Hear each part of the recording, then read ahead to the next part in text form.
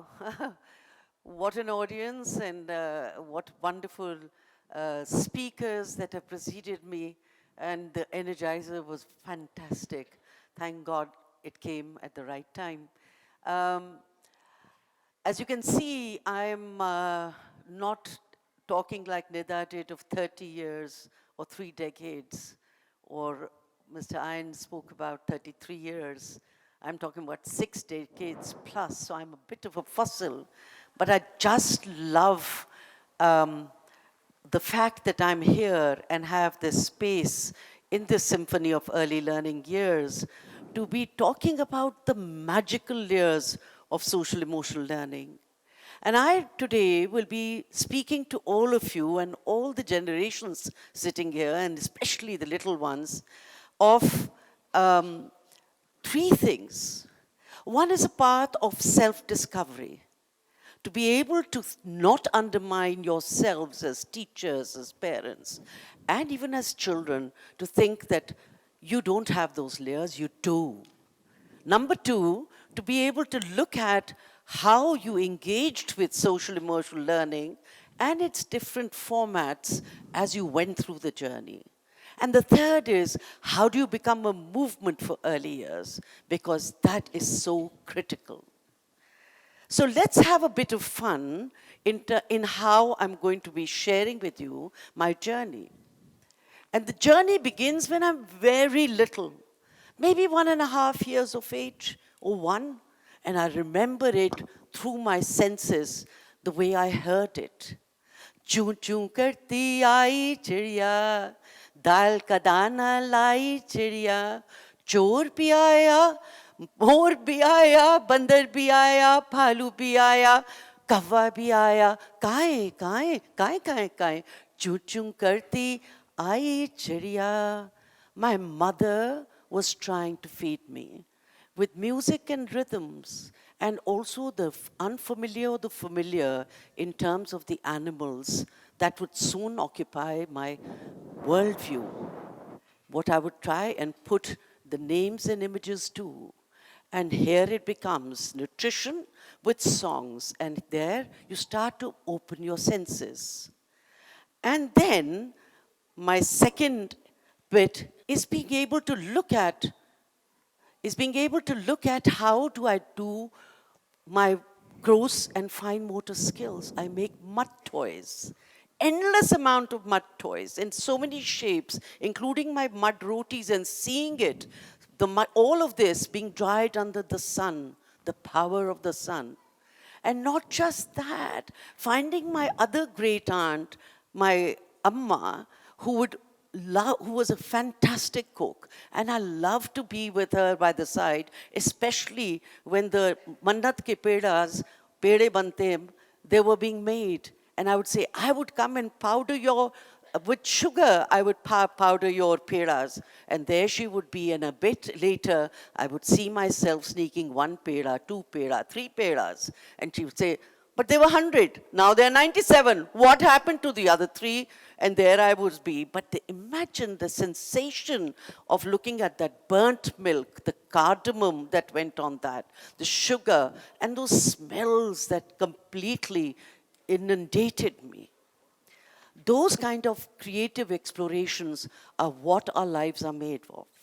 My arguments with my grandmother at a very young age, my Nanna I would call her, and I say, you love, there's birth order matters to grandparents. They love the firstborn much more than they love the secondborn. Isn't that so? Isn't that so?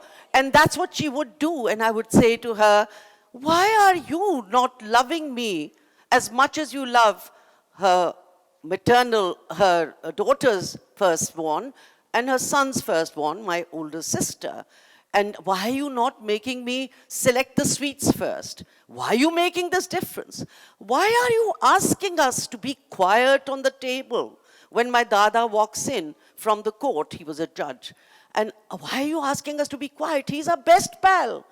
When he comes, we make him, in his room, we are sitting and tying ponytails around him. He's telling us about the stories. He will bring marzipans from the trees. Why are you creating this false space? And I was trying to learn boundaries. I was trying to learn formal and informal spaces as a young child, trying to make sense, but also fighting for my rights at a very young age of maybe 3 years, 3.5 years, of fighting for my gender, fighting for my equality, and saying, why is this discrimination? I think it's also very important that as you are growing, you're looking at why routines matter. Routines matter a lot to children. I'm sure to all of you, getting up early, getting ready for school, getting to the school and say, where to put my bag, how to sit around to look at my stories, when to eat the midday snack, how to tidy up, when to climb the small trees in the school. They matter all the time. And when to wait in the evening, in my days and age, when there was no television, nothing, but for Radio Pakistan and Moni Ameed singing, Suno pyare bachcho, yahan aao tum, sunaye jo kuch hum, to so jao tum. Those were our daily stories on the radio. So let's not undermine those daily stories that used to come to me. And then, these routines make a big difference. Here I am, a child, again of 3 years of age. I am the first generation post-partition, born in 1956. You can guess my age. And then we were a home where one set of grandparents came from Lucknow, the other set came from Firozpur. And there we are, 8 and 10 Fane roads, just behind Lahore High Court, a door in between, large families, maybe 4 families living in these places. And me at age 3, 2, discovering the bylanes, the geography of this place, looking at the rooms that were welcoming, the rooms that were formal, the rooms where we collected, because the whole family was interested. The Lucknow walas and the Lahore walas were all very passionate about doors and basant and kites, and there was a room where you saw all this color. And then there were rooms such as my grandparents as fathers, both of them, and my father, lawyers, their chambers were in the house in a section. And there you couldn't touch the books, but the books smelled just so. Who's got family of lawyers somewhere here? There are loads of books to refer to, and then they smell just so. But again, that was being out of bounds. But imagine discovering those geographies, feeling the textures and becoming textured. And I think it is so important. Simple things like winter sun, putting your razais out to be sunned, your clothes, your shawls, your dupattas, your sweaters to be sunned, and us jumping on it, and mother saying, stop it, get off those clothes. But just the joys of fruits, the skins of the fruits, and feeling the taste and the smell, the shapes, the mangoes, the jamun, the tarboos, the watermelon, the oranges, the dry fruits. Can you feel them? I felt them then, and they became a part of my being. And I am building a story where your childhood and your homes do matter, where you speak at length at night. I'm talking about pre-air conditioner days, where there was no air conditioner. You slept outside on the maseris, covered by the mosquito nets, and you were trying to put yourself to some sleep and talking to the stars and the moons endlessly. Those were less polluted days of Lahore. You could sit and talk and imagine that you were that shooting star, and what were you doing on the moon then? And I remember, and being able, my aunt, my khala would say, sing to us, Chanda mama dur ke, खोए पकाए बूढ़ के आप खाएं थाली में मुन्ने को दें प्याली में, endlessly, and then sprinkling water on our beds.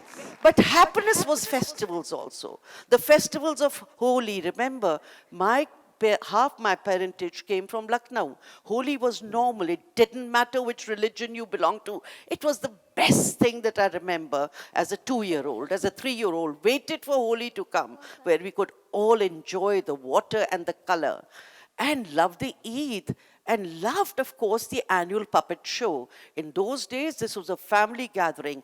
All the generations said, we were 4 generations. My great-grandmother was alive also, watching the puppets and seeing the wicked, scheming uncle, who's against the princess. And this is all happening behind a charpai.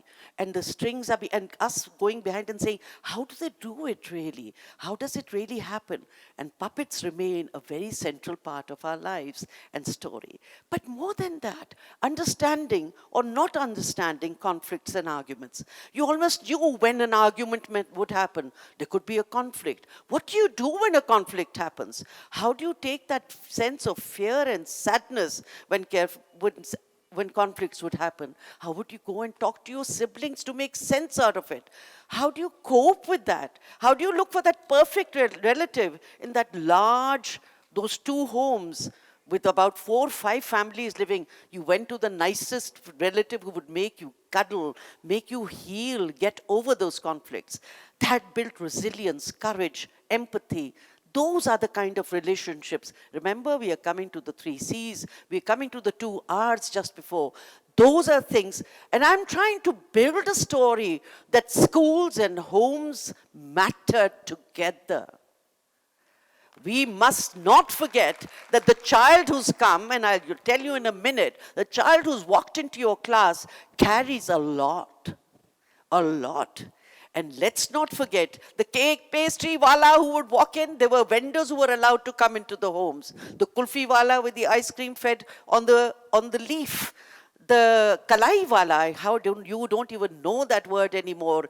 They would come to shine your old utensils. And the mashki wala who would come in this leather carrier to drop water so that at least there would be cool air coming from, but with the cool air, the smell of the fresh mud in the summer.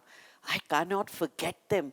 They were the ones who were allowed to come. They came with their chants, and I lived with those chants. And I still live with them. But look at the richness of families coming from 2 different ends. Shias, Sunnis, Sayyid, Fala, Dimka, coming from Kashmir, coming from Lucknow. But they brought their own different languages. In my home, 5 languages were spoken. And we were all used to that. We looked at identity. Muharram was there. You had to wear certain kinds of clothes, different kind of music, without any instruments. What was all that? It was still beautiful music. The clothes, the different gararas, all of that was part of it. Angarkhas, music, different kinds of music. But this living with diversity is what makes us who we are. Do we really talk about diversity? Do we celebrate diversity as something which produces harmony and richness? And my first rebellion, I cannot forget that, at age 4 in 1960. First school, early years, nursery, 4-year-old. I wanted to walk out of my classroom. I created such disruption because I didn't like the book. The book said, something about Rover is my dog and Mary is my mother. I said, I don't have either as my mother or my dog. And why do I have to read this? My second war of rebellion was in St. Denis in Murray, not too far from here. We were shipped off from Karachi to learn some manners over there. But they fined me 10 rupees for speaking in Urdu. Darling, I haven't won both those wars. I told my father, you fetch me because they're not allowing me to speak in my mother tongue, or I come home. I'll walk. He said, don't you dare walk. He brought me back. But those 2 wars I haven't won. We are still behaving exactly in the same manner. I won't show that to you, but just to say that today I'm learning through my grandchildren. My grandchildren belong to those exactly alpha and beta generations. And they are trying to tell me some new things. This one that you see on your right, perhaps, Elisa, who's 3 years old. Yesterday, just before I was coming, there's a video, but time is short, that she loves Urdu through her grandmother. She has learnt 20 books. Every new book that comes, she has to be reading that with me, God knows how many times. She's 3 years old. She remembers the title of each one, if you see that. And then the first book that I've written for children called Soneri or Raya, which is about climate change, and the food plate is dedicated to the other child.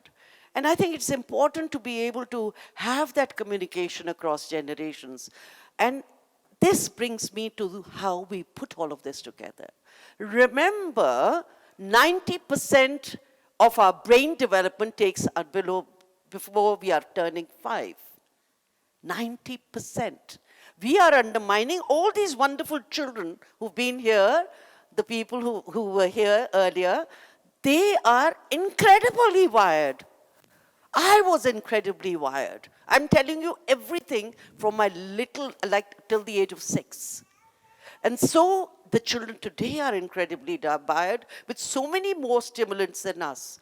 But remember the social emotional learning story, the art of self-regulation, the art of empathy. How do you live with conflict? How do you become self-aware? How do you learn kindness? How do you look at peace and celebrate diversity?